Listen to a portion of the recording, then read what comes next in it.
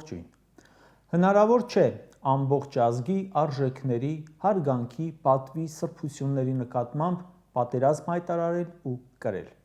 Դա անհնար է, դա կրել չէ։ Այո, միշտ էլ կգտնվի ինչ-որ մեկը, որ քո ապօրինի հրահանգը կկատարի։ Առաջինը չի կատարի, երկրորդը չի կատարի, երրորդը չի կատարի, հինգերորդը կկատարի։ Կհարձակվի ում վրա ուզում ես, կձերբակալի ում ուզում ես։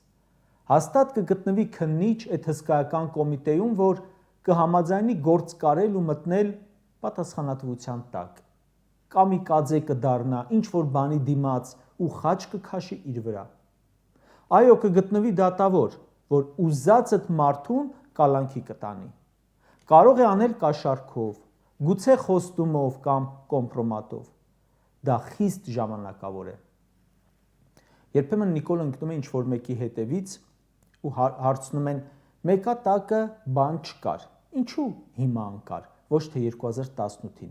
Ուրեմն հիմա է գտել այն մարդկանց, որոնք պատրաստ են եղել մտնել դրա տակ։ Խոշոր հաշվով դու կարող ես խաբել մեկին, երկուսին, 10-ին, կուտը տալ, համոզել, բայց չես կարող խաբել 2 միլիոնից ավելի մարդու, որոնցից մանավանդ կախում ունես, ու որոնք ընդամենը 1 տարուց էլ քիչ ժամանակ հետո գնալու են ընտրատեղամաս։ 2018 թվականին վնաս ես տվել ժողովրդի մի հատվածին, բայց արտահերթի ժամանակ հանգիստ ընտրվել ես։ 2018-ից 20 թվականներին վնաս ես տվել ավելի մեծ հատվածի։ Քո նկատմամբ վստահությունը պակասել է, զորով զորքով ընտրության ես հաղթել։ 2021 թվականի ընտրություններից հետո մինչև 2025 թվականի այսօրը չկա շերտ, որին վնաս չես տվել արդեն։ Անհետ կորածների հարազատները, որ այս գիշեր անցկացրել են Բաղրամյան փողոցում ու քնել ասֆալտի վրա, հենց քո զոհերն են։ Հո չկա չէ մարդ, որ քեզնից լավ բան է սպասում, աղետ սպասում են, ինչ-որ նոր բանի քանդում սպասում են, տուգանք սպասում են, հարկային նոր բեռ սպասում են, նոր տարածքի հանձնում սպասում են, լավ բանի սակայն ոչ մի դեպքում։ Այն մարդիկ, որոնք քեզ 2021 թվականին դեռ շանս էին տվել, որովհետև մտածում էին, որ չէ, դու ուզում ես, բայց քեզ խանգարում են, որ դու խեղճ հարիվ ես, որ ջեբդ են գցել։ Հիմա այնպիսի բաներ ես անում, որ ոնց որ ստիպես, խնդրես, աղաչես, որ քեզ ու քո լկտի սանձարցակ, բայց իրենից բան չներկայացնող թիմին հեռացնեն, պատմության աղբար կնետեն։ Այնպիսի բաներ ես անում, ոնց որ ասես ժողովուրդ, ամոթ չեք անում, որ հələ վարչապետ եմ։ Ուզում եք մի հատ էլ ցույց տամ ինչքան մահացու մեղք եմ ես իմ խմբակով։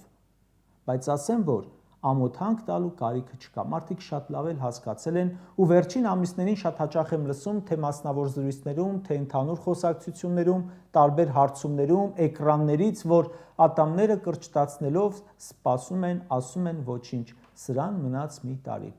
իր տեղը ցույց կտանք։ Մարդիկ նեղվում են, որ հիշեցնում ես, որ քո կողմնակիցն են եղել, ասում են այսօր պատիվ է Փաշինյանին ընդդիմադիր լինելը, որովհետև նրան ու իր ԿՊ-ին ընդդիմադիր լինելը նշանակում է լինել ընդդիմադիր թուրքական ծրագրին, թուրքական գործակալներին, թուրքական քաղաքականությանը։ Դուք մարդկանց այլ ելք էլ չեք թողել։ Կարկուտը ոչնչացրել է ամբողջ բերքը։ Լրագրողը հարցնում է. Ինչ է ասում կառավարությունը։ Գյուղացին պատասխանում է. ոչ մի բան, ինչ ասի։ Անցած տարի էլ ցրտահարություն էր, էլի թողեցին իմ վրա։ Հարցնում է, բա ինչ պետք է անենք։ Պատասխանը. ինչ պետք է անենք։ Պետք է այս տարին էլ դիմանանք, հաջորդին սրան լարենք, էլ սրան ձեն տվող չկա։ Հա, ասում են, ընտրել եմ 18-ին էլ 21-ին էլ, հիմա երազում եմ, որ գնամ։ Մի քանի օր է ակցիային անում անհետ կորածների հարազատները, ասում են, մենք տեսել ենք տեսանյութով, որ մեր տղան գերի է ընկել։ Նիկոլին ասում ենք, պատասխանում է, Ալիևը ասաց գերի չունեմ։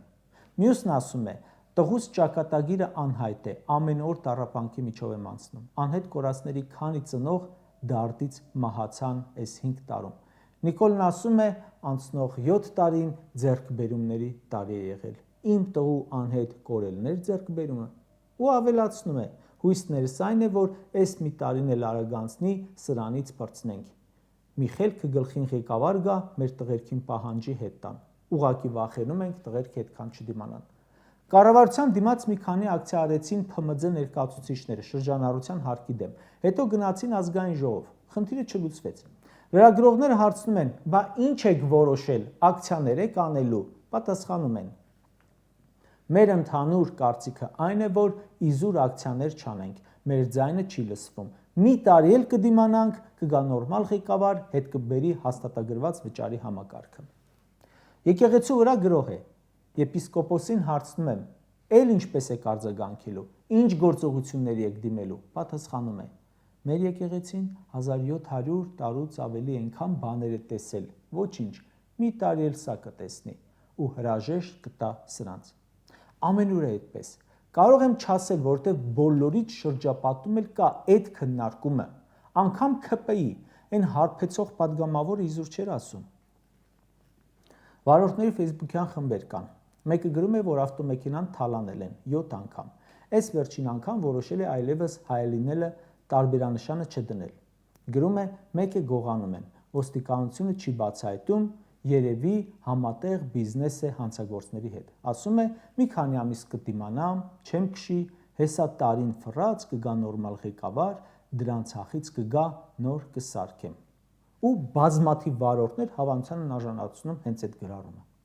Վարդենիսում զրուցում եմ սահմանամերձ գյուղացիների հետ։ Նրանք ընդհանրապես հույս ունեն, որ եթե ոչ արտահերթ կարգով, գոնե ընտրություններով կփոխվի Նիկոլը ու էլի կմոռանան, թե ինչ էր նշանակում սահմանից կրակելը։ Ամեն օր մայրաքաղաքում անիմաստ, անհասկանալի փոփոխություններ են երթևեկության կարգի։ Տիգրան Ավինյանը երևի էլի իրեն դրել է կորոնավիրուսի ժամանակվա պարետի տեղը ու անիմաստ որոշումներ, որ իրար հետևից կայացնում է, որոնք բերում են միայն խցանումներ։ Երթևեկության կարգ են փոխում, անտեղյակների տուգանում են։ Ինչ են ասում այս շիլա շփոթից հոգնած վարորդները, ջանդամ ասում են։ Կդիմանանք էլի, երբ կլինես մի տարին անցնի, խելքը գլխին մասնագետներ գան, նորմալ փոփոխություններ կանեն։ Կոնյակ արտահանողները ասում են, մեր արտահանման խնդիրը եթե անգամ հիմա չլուծվի, հիմա լուծվի, եթե անգամ դա ժամանակավոր է լինելու։ Սրանց օրոք վերջնական չի լուծվելու, պետք է մի ձև գոտիներս ձգենք, ոչինչ, բան չմնաց, մի տարի մնաց։ Երևանում տրանսպորտի թանկացումներից դժգոհողների, գիտեք, քանիսն են նույն կերպ հույս հայտնում, որ մի տարուց էլ մարդկանց գրպանը մտնող Նիկոլ Ավինյան զույգը չի լինելու ու տրանսպորտի գինը կեժանանա։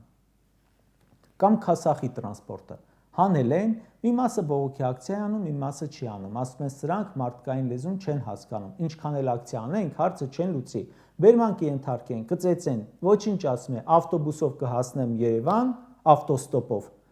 ավտոստոպով կհասնեմ Երևան, մինչև խելքը ժողովրդը գլուխը կհավաքի ու մի տարի հետո էլ սրան չի ընտրի։ Ես հիմարություն եմ արել, փոշմանել եմ, օրինակներ էլ չբերեմ, բոլորդ էլ հանդիպել եք Ժորժ ջան։ Մարդկանց մեջ այլևս կասկած չկա, որ սրանք պետք է գնան։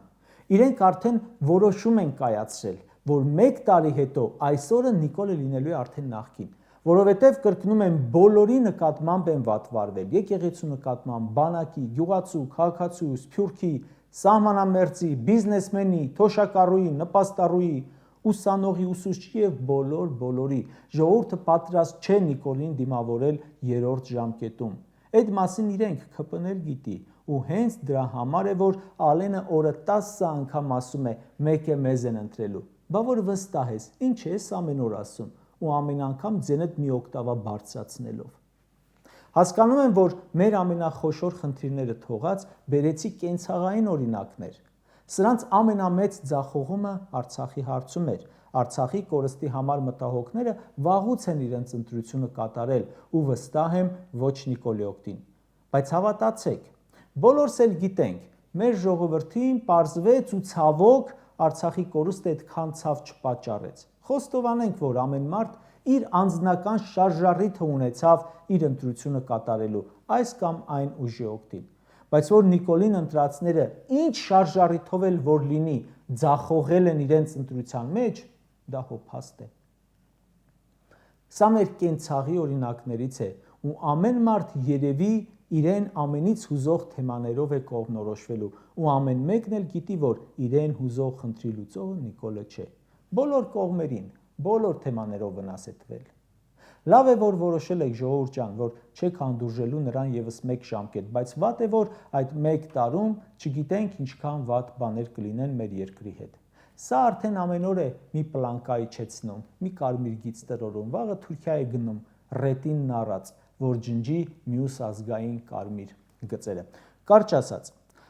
հայ ժողովուրդը Հայաստանում եւ Սփյուռքում հոգնել է այս դեմքը տեսնելուց, այս կերպարը տեսնելուց, ելույթները լսելուց, սուտը բռնելուց, հիստերիկայից ու վալերյանկաներից եւ ուզում է ընդամենը արագ անցնել այս մեկ տարին։ Բոլորիս հետ կատարվել է, ճանապարհ ես գնում, ոտքիդ մեջ քար է ընկնում ու հեչ հարմար չէ հանել այդ պահին։ Ոչ կարող ես կանգնել հանել, ոչ նստել, բայց գիտես, որ մնացել է ընդամենը մի կարճ ճանապարհ, որ հասնես, կոշիկդ հանես ու գցես քարը։ Որոշում ես դիմանալ մինչև այդ կարճ ճանապարհն էլ անցնես։ Այն Նիկոլը ժողովրդի կոշիկի միջի այդ քարն է։ Այդ քարը շատ երկար մեզ հետ եկավ, մեր ոտքը ցավեցնելով, մեզ նյարդայնացնելով, բայց գիտենք, որ եթե ճանապարհին նստարան չգտնենք էլ, մեկ է, շատ շուտով հասնելու ենք տեղ ու ընդմիշտ գցենք այդ քարը։